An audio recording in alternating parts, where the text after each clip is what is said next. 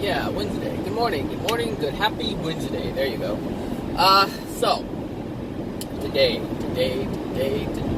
I am on time. That's a good thing. So what am I going to talk about today? Today. Well,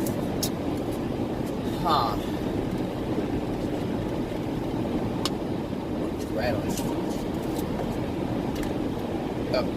Okay, so today, oh my gosh, I'm actually kind of tired. I don't know if I'm going to make a video right now. I did have a topic in mind, but I'm just so exhausted. I'm sure I could talk about it, but I'm not sure if I can feel it. It's good to feel the things that you say. It's good to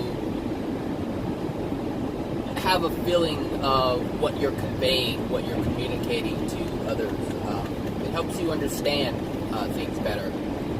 That's what I found. I found, like, in the beginning when I was making my videos, I was just talking about it without feeling it, but partly because I was talking about it without fully understanding it. And I'm not saying that I fully understand everything, but there is definitely more of an understanding now than there was back when I first started making videos a couple of years ago. I think it was a couple of years ago.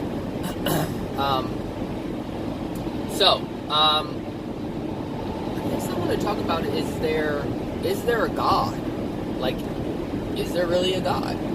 I mean, I talk about it all the time. I talk about Creator all the time, but is there really a God? And if so, how can we tell that there is one? And I've kind of alluded to it before in my previous videos. And it's by looking at our lives. Like looking at our lives and looking at what we do. And looking at the world or the earth. So just looking at the earth and then looking at how we create. So we are a being and we create, meaning if we want something, we have to create it. It doesn't just happen. We have to have the thought. We have to have the desire, the passion behind it. We have to have a longing for it in order for us to create something. Otherwise, we just use what other people have. So, if we look at Earth, look at all the things that were already here before we were here. Look at all the plant life. Look at all the different elements that were put here. Because everything, like I said before, everything that we create with, those things were already here. We're just using those things to create with. So we're creating. We have a thought. We have an idea. We have a concept. Then we have a desire for it. And then we execute it and we enjoy the benefits of it. And so if you look at that, and the thing is, we like to create things of beauty. We attempt to create things of beauty. In our flawed state, that's still what we do. Like, we look at, even though, like yesterday I mentioned, that we make cars and things like that, and we believe that they're beautiful when they first come out. We're like, wow, look at this masterpiece. Look at this design. Look at how I put all the elements together. Look how I shaped it. I mean, everything. I mean, if you really think about what goes into a car, there's so many sketches, so many ideas to get it right. And when that is achieved, we then produce it. And other people look at it and like, wow, look how amazing, look how beautiful, look how intricate, and just, people are just in awe when they see it, because they know what beauty is. And that's how we create. And so the Creator creates that way, and we can see that because when we look at certain plant life, when we look at, and I think I'll put some in this video, different flowers, amazing flowers. When we look at, the designs of a butterfly, or even a snake. I mean, some snakes have some amazing patterns and designs to it. When we look at, there's this weird, I think it's a mandarin duck that has like a lot of different colors to it. It's like, look at that design. You would think it was like some kind of, like, what do you call those, abstract, because of the way it's layered and shaped on the bird, and the colors are so vivid. And so we looked at those things, and we actually mimic nature. That's where actually a lot of things come from, is we mimic what nature already is. And that's how we see those things as beauty. But the Creator also sees those things as beauty. And that's why the Creator created it.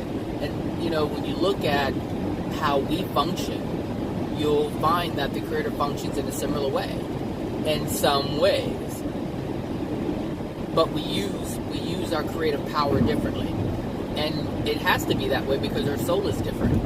Our soul is not pure and as loving as the Creator is.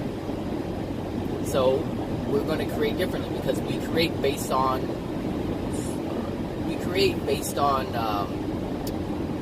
the condition of our soul. We cannot create better than our soul condition. So, we can create and design, but the functionality and the end result and how it affects others, all that is based on the soul condition. And those are the things that we're not aware of. For instance, the car. The car is a beautiful piece of machinery, but yet it pollutes. It just pollutes. It damages the air, which damages us. It damages other things, and so, we have the trees to kind of clean it up, but the trees can only do so much, and even at that, we're tearing it down, and that's part of our soul condition. So when you look at all the things that we get from trees, yes, even though we can create amazing things with trees, we can create houses and all kinds of things, but in the process, because we're doing it outside of love or not in harmony with love, we destroy things to make things, but we never put it back. We never care to replenish it. We don't care about ourselves. We don't care about the planet. We don't care about anything. So we create differently, but we create in the same manner. We still look at the essence of who we are as a soul is still within us, and we strive, even in our addictions, we strive to feel good. We strive for happiness and joy. And yes, we do engage in a lot of addictions to get that. But that's the essence of who we are. Even the most raggediest person on the planet, they can just be absolutely whatever. And they will, you can just have the messiest, dirtiest, sloppiest person or family, and they'll still desire the new car.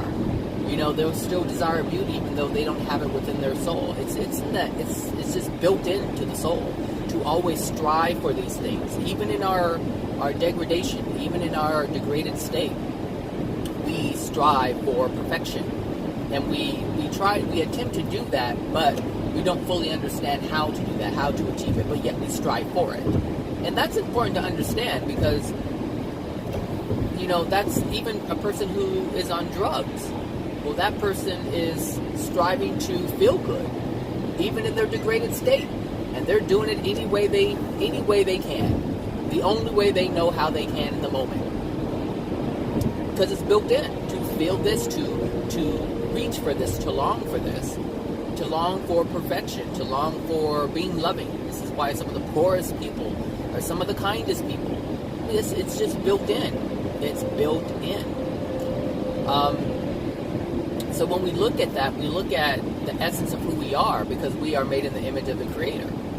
And this is how you know. If we strive to have beauty and enjoy beauty and be beauty, because even in that, even makeup, why do you think makeup is around? Because women want to look beautiful.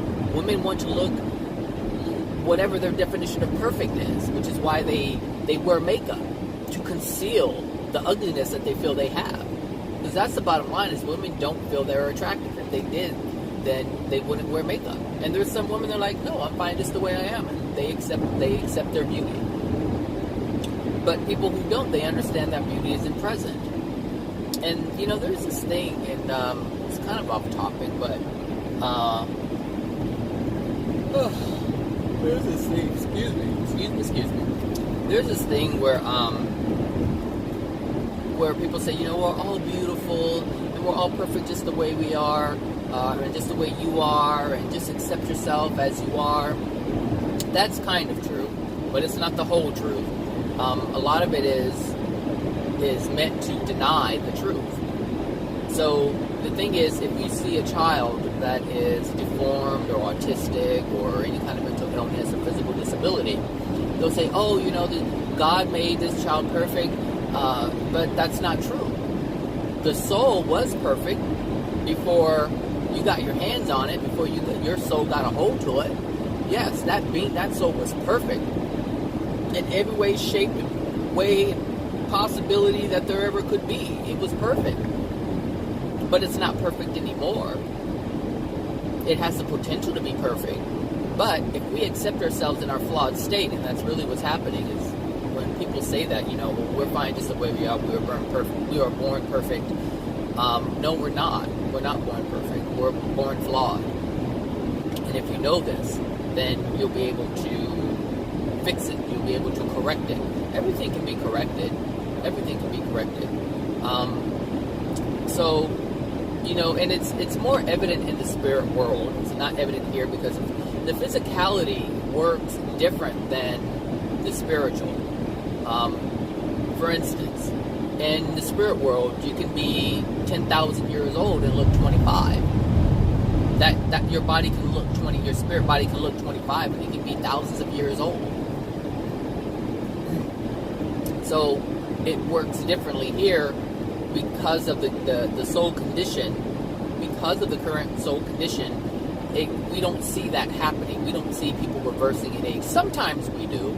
Sometimes you'll see someone and they'll just look younger than they did the last time you saw them, and it could be years. Like, wow, you look younger. And generally they're doing better in their life because they improve their soul condition, and so they're able to sort of reverse the aging process. But it takes a while because it takes longer for the physical body or the physical to catch up to the spirit body. And so the spirit body is the first one to change. It heals instantly. So once the soul energy changes, the spirit body changes, it matches it instantly. But it takes a while for the physical body to catch up to that because there's a slow process that happens here rather than in the spirit world. And it's designed that way on purpose. And the life cycle is shorter here, and it's supposed to be. And I was thinking about this yesterday actually. Maybe that should be the title of the video. We see the life cycle on things happen very, very quickly here. And the reason why that is because we're here for a short period of time. Very, very short period of time. And so we don't have thousands of years to observe things happening. We have less than 100 years here. Some less than 90, some less than 80, it doesn't matter. Some people are only here for 30 years, 20 years.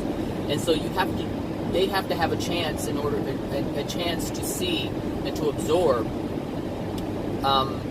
what happens and how to create. And they can't see that if they're not able to see the whole cycle of things. So for instance, a flower, it doesn't last very long. So a flower, it comes in, it grows, it blooms, and then it dies off. And there's another, and then it turns into something else. It dries out, and then it returns to the ground. It returns to that, where it came from. And so you're able to see this cycle over and over. You're able to see the transformations in things. And that's what's important, is the transformation. It's not so much the death, but it's the ending of, it is a death. It is the ending. It's the ending of, I shouldn't say death, I should say the ending of that cycle. An ending of that experience. And if you know anything about creation, then you know that there's much to be experienced, especially in the spirit world. But for those who don't know about the spirit world and are not aware of the spirit world, they focus only on the physical. And so here, they are given the concept, the idea, even if they don't fully understand it, that there's these levels and cycles that happen all the time. And so as you experience something, and just look at everything that we create it gets destroyed, it decays.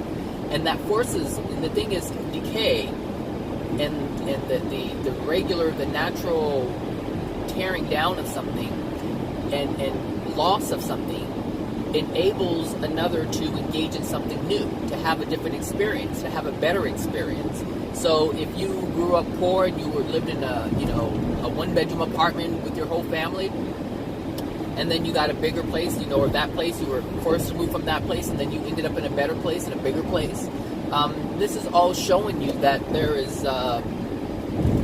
are more things to be experienced. That's what's happening. And so the same thing happens in the spirit world. There are more things to be experienced, but you won't know it if you stay in one place. And so we're forced to move all the time. We are forced to move through the circumstances that we have, through the law of attraction. It's like, okay, like for instance, like when I got fired from my job in Fresno and moved here to Los Angeles, it was like I was exposed to more. There was more to be had than the small town of Fresno, and I've never lived in a house before. So, I mean, we lived in a rented house, but we didn't own it. And I own a house, like all different, and there's a different feeling when you own a house rather than, renting in a house or an apartment. And so there's a different experience, and I didn't like know that was going to happen, but it happened. And so I'm looking at all of these things. Even when you go to school, you go to different schools, you're exposed to different things. Because there's so many different things to be experienced. It doesn't matter if it's better or worse. They're all experiences. And so it lets us know that, hey, there can be these kind of experiences and that kind of experience. There could be more and better and things unknown that can be experienced.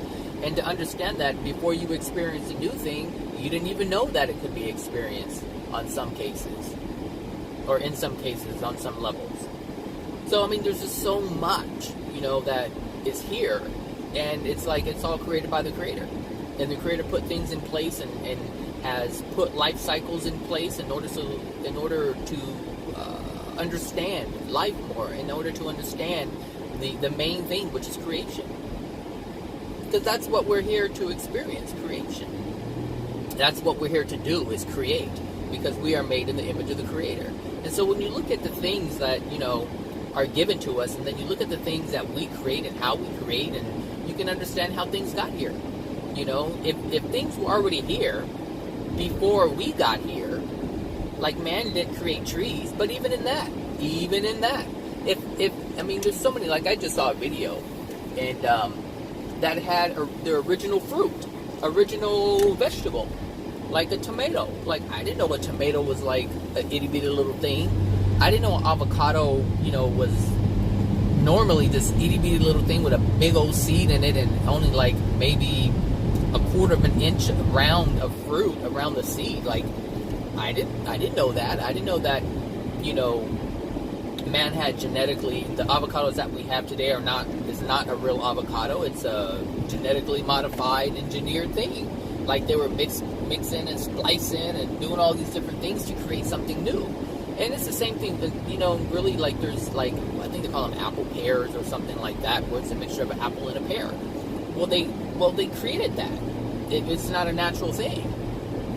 So, they wanted more. They, a lot of, like, when you look at, when I looked at some of the old fruits, I was like, and vegetables, I was like, you really couldn't get much out of it.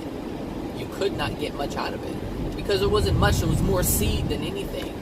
More in the middle than on the outside, It was more to be, there was more that was really not usable.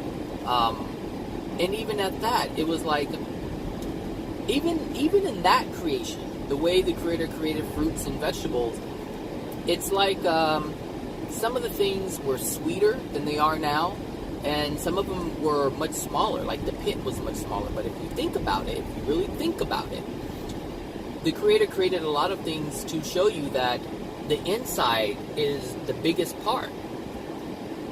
And usually it's the strongest part. Like the seed, what people call the stone, like stone fruit. Like peaches had a big old seed in it, but the outside was like this thin little thing. It was like, I can't even explain to you what I saw, because I was like, whoa, like, it was more seed than actual peach. And again, it was like a quarter of an inch, maybe a half an inch around. I think a quarter of an inch thick is what the actual fruit was, and the rest of it was this big old stone in the middle, big old seed. And I was like, well, why, trying to understand, it's like, well, why would the Creator make the inside so big and the outside so thin? It's like, why does it have more focus? Why is there more attention to the inside that is really we can't have? Like, we it's hard to use the stone, it's hard to use the seed, but it's the most significant, it's the most prominent part of the fruit. But when you really think about it, it's the inside that even allows the outside to be had. It's the seed on the inside. It's what's inside that even allows the outside to be what it is. And if you look at our soul, it's the inside that allows the outside to be what it is.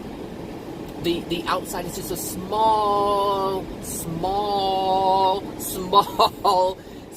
part of that, which is a small part. It's the inside. But that was designed on purpose. Now, we don't get that now, and if you really think about it, of course we make things where the seeds are smaller and the actual part that we eat is bigger, because we're focusing on the outside. We have shifted. We have changed. So in our creation,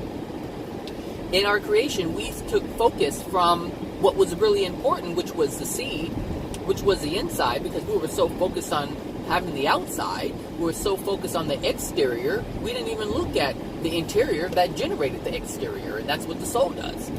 So now we only focus on the outside, we only focus on the physical, we only focus on our body, we don't focus on the soul. And so we as creators have changed. We literally have changed the fruits and vegetables to match what our soul condition is. Our soul condition does not worry and care about, does not care about the soul. People don't care about the soul, which is why you don't hear anybody talking about it. Everyone's talking about their bodies. Everyone's talking about what they're wearing. Look at their hair. Everything is just external. And not so much what's on the inside. That's our focus. That's why everybody's so jacked up. That's why everyone has emotional problems, because all the emotions are just people have just neglected the soul, and nobody cares. And it's this thing that it's just like, it's like you have a house, right? It's built, it's brand new, but after a while you just kind of get bored with it, and if you still own it, it's your house, and you don't do anything with it, you live in a different place, and your soul's still there, accumulating dust and dirt, and a bunch of little rodents are now running around in it and causing havoc and decay and all that stuff, and that's what's happening to the soul. That's what's happening to the soul. So every time we, it's like, and there's some people who have stuff in the garage, just forget about it. So the soul has now been turned from the primary home to a garage. That's what's happened. That is what has happened. And it's reflected. And the thing is, and I've said it before, our reality is reflected on the outside. Even in our fruit, even in the vegetables that we eat, we want the bigger, better one. We want to make the seed as small as possible. And the thing is, now we have seedless stuff. Like, it's even hard to find seeds in things anymore, because people have completely erased the soul. They don't want to have anything to do with the soul. They don't acknowledge it at all, to the point where they're removing it. And if you look at man's state, man's condition, the soul condition as a whole, that's exactly what's happening. People are not caring about anything, what's going on within the soul. They want to erase it. One, because now they know there's so much junk in it. It's the garage. It's the storage area with all the junk. It's like, I just want to get rid of it. I put too much stuff in it. I can't use it. It's just messed up now. And that's how people look at their lives. They're like, it's just too much. I don't want to be bothered with it. Now I just want to focus on everything else but that. Everything else but that. Now they don't even want to open the garage. They don't want to. They're afraid. They're like, what's going to fall out of that thing? Seriously. It's just packed. And that's the reflection of our soul. That's the reflection of who we are right now. And so this is why it's so important to switch back to the way things were, or meant to be, supposed to be. But hey, we have the right to create how we want to create. And that's evident because we've already created it. We have already done it. It's not a matter of can we create it. We already have. We already have. We've created the destruction. We've created the madness. We've created all of this. Go ahead.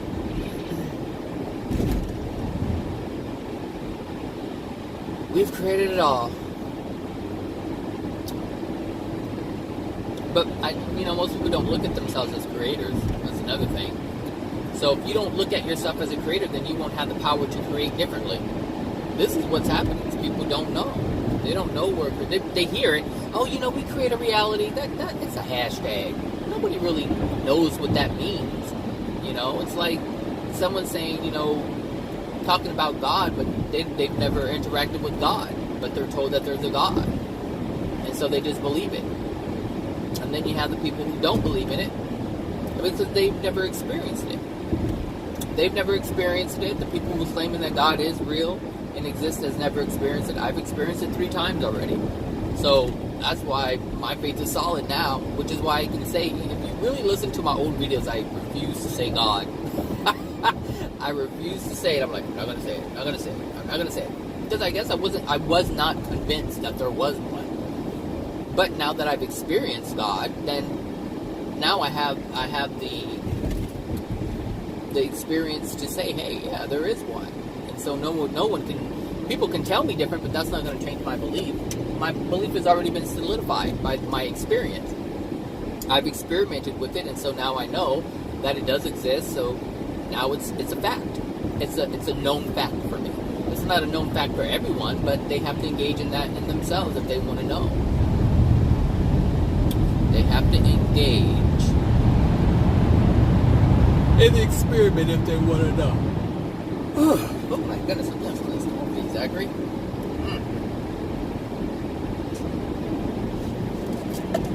So, but if you look around, you can see that there's a God. People just don't want to believe it, and that's fine, they don't have to. But they're not looking at the evidence. Even these so-called scientists, they don't look at the evidence. It's because they don't look at themselves. They're too busy studying something else. And that's why they don't know. That's why they won't know. They won't. You can go to church and still believe, but won't know.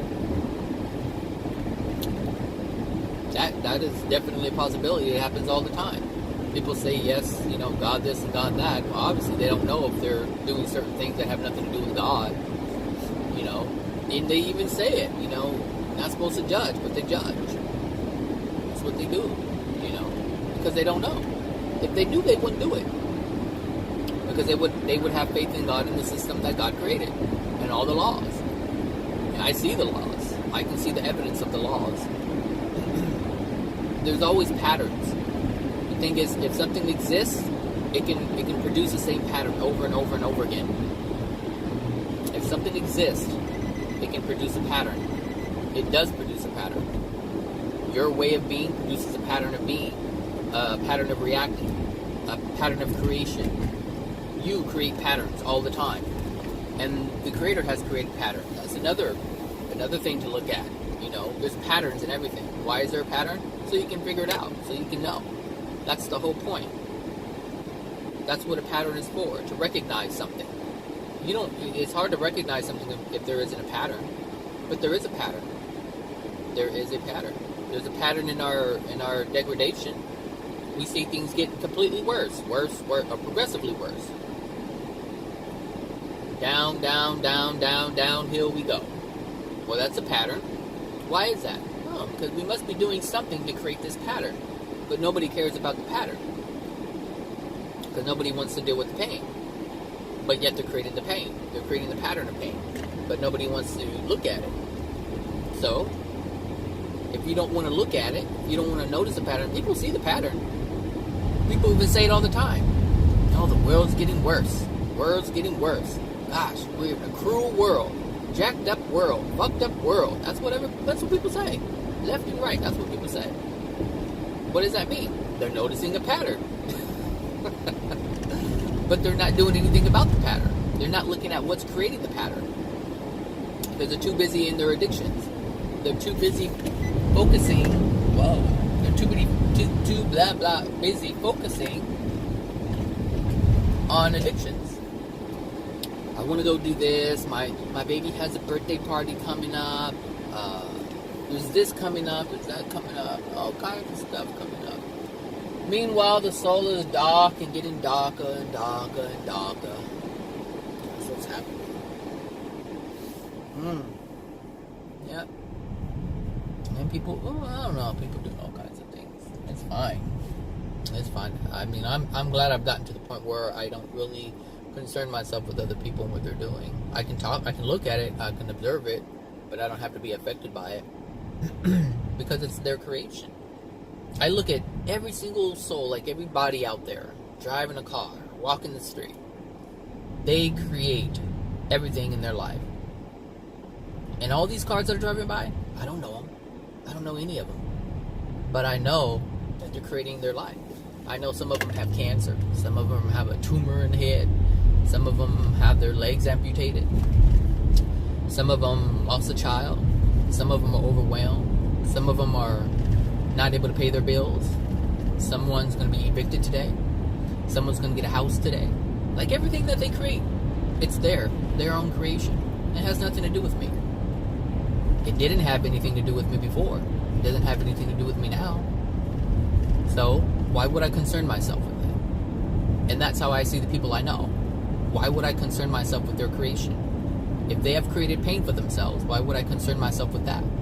If they don't have any desire to fix it, even if I have the answer for them to fix it, they have to want it.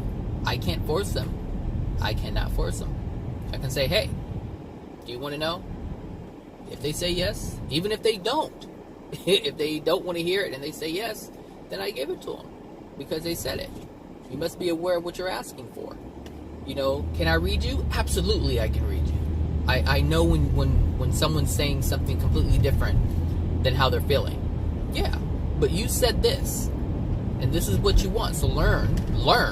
It's for them to learn to speak their truth. And if they're not willing to speak their truth, then you're going to get something else. So it's not for me to decide for you. It's for you to decide for you, and decide how you feel, or decide based on how you feel. What's the truth? Do you really want to hear it? No. If someone offers you advice and they say, hey, do you want my advice? If you don't want it, say, I don't want it. Say, I don't want it. Just be truthful. I do it. I really don't. No, I don't. Do you want it? No, I don't. Or, sure, yeah, it depends. How am I feeling?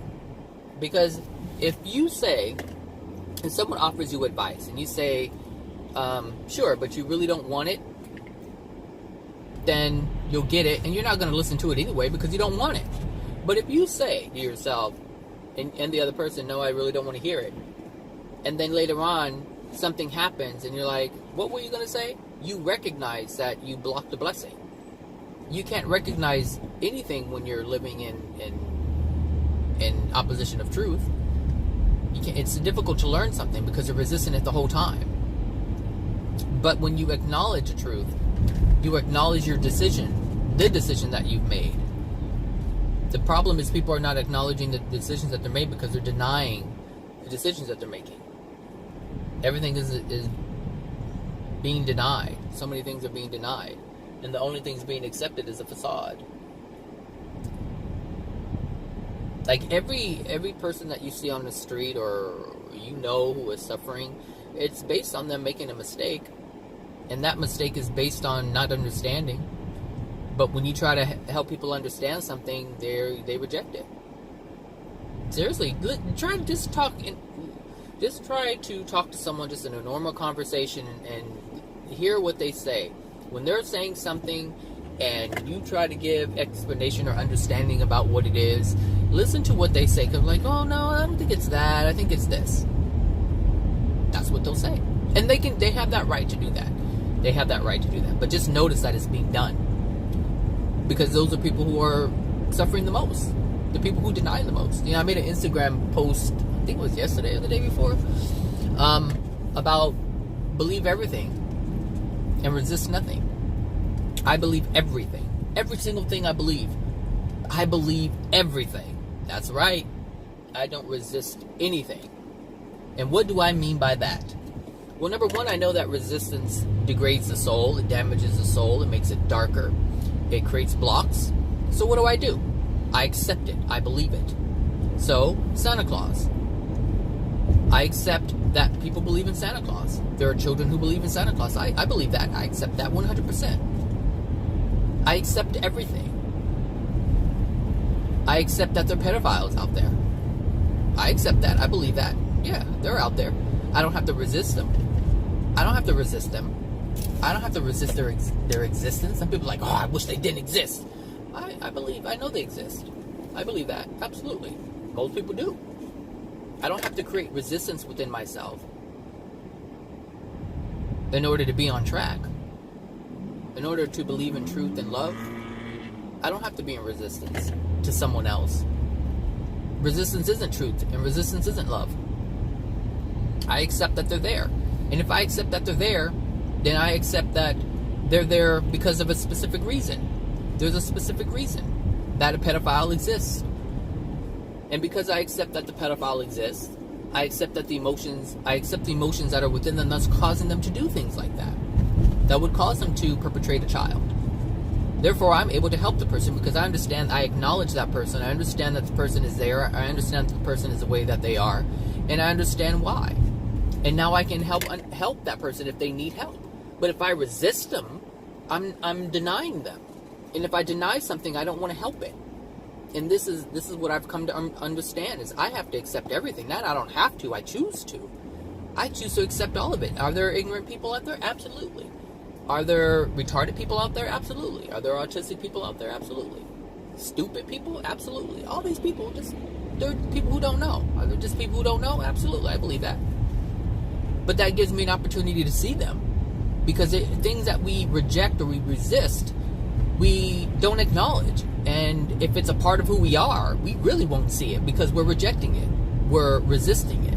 And we have to learn how to not do that. We have to learn how to believe it, how to accept that it exists. Like my current state of being. I accept who I am. I believe I am who I am right now, absolutely. I also have other beliefs that I can improve. And that's evidenced by my improvement that I've already made. But I accept myself as I am today, not saying that I accept myself, that's it. No, but I just know that I am where I am. I can't improve if I don't know where I am. How can I improve if I don't acknowledge where I am right now? I can't because I won't know where I am. I won't know where I need improvement if I don't acknowledge where I am. I must acknowledge where I am. I must acknowledge this truth. I must accept it. I must believe it. If I don't believe I am where I am, then I cannot fix myself. I cannot improve myself.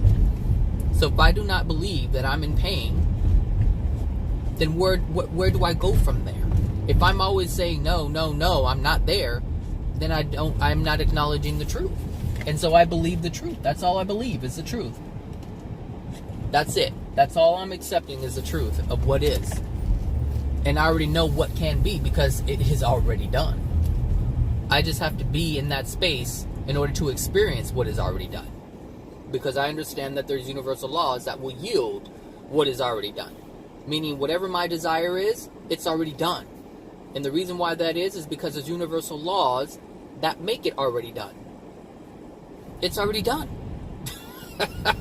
It is already done. God has to do nothing because God already did it. It is already done. It's that simple. It's that simple.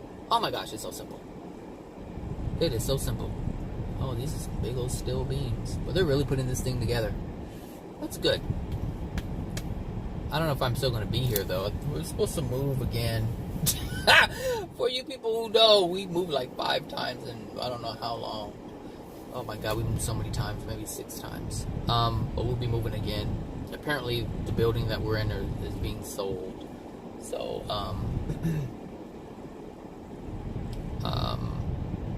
since it's being sold, and they're going to be torn down, and some other things are going to be built in its place. So we'll probably have to move, probably downtown somewhere. We'll see. We will see. Anyway, so that's that. Anyway, I don't know what I'll name this video, but I'll name it something. Come now.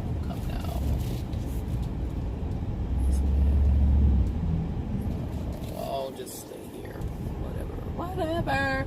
Alright, everyone, so have a wonderful, Wednesday, and we'll see what happens tomorrow if I have something to talk about. Alright, take care. Bye now.